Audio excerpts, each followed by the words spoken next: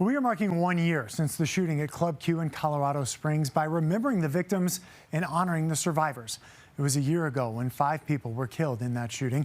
Many more were hurt and countless lives were changed forever. Starting this weekend, the Colorado Springs community has been paying tribute to all the victims. A permanent memorial for the 5 lives lost is in the works.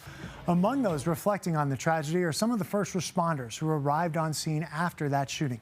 Brian Ebmeyer and Jeremiah Headings are 2 of the firefighters who came to help.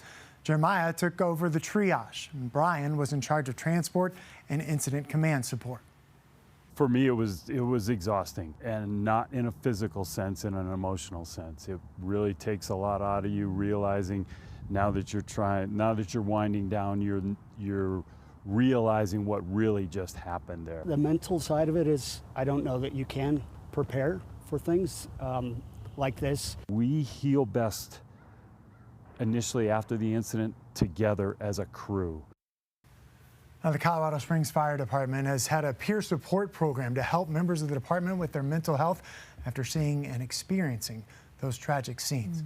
Today is also National Transgender Day of Remembrance, and a ceremony was held in Colorado Springs to carry on the legacy of the transgender people who lost their lives during that shooting. Ashley Portillo was in Colorado Springs and shares more about this show of support. National Transgender Day of Remembrance is observed on November 20th of this year, but the timing this year as well as last year providing an even greater sense of loss for the Colorado Springs community. Transgender Day of Remembrance honors trans homicide victims. In Colorado Springs, it's being observed the day after the community mourns their family members and friends they lost a year ago. At Acacia Park in downtown Springs, dozens of people gathered to remember the 5 victims of Club Q, but also the victims who lost their lives and identified as being transgender. Those were Kelly Loving and Daniel David Aston.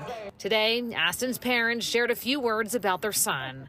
He was a wonderful person and had a lot more to give and to offer the world, and he died in a tragic, horrific, violent, unnecessary way. And just having these people around that experienced that and have gone through that with us is strengthening and encouraging. Organizers say Transgender Day of Remembrance is also an opportunity to have tough conversations about the growing anti-trans violence across the country. Reporting in Colorado Springs, Ashley Portillo covering Colorado First.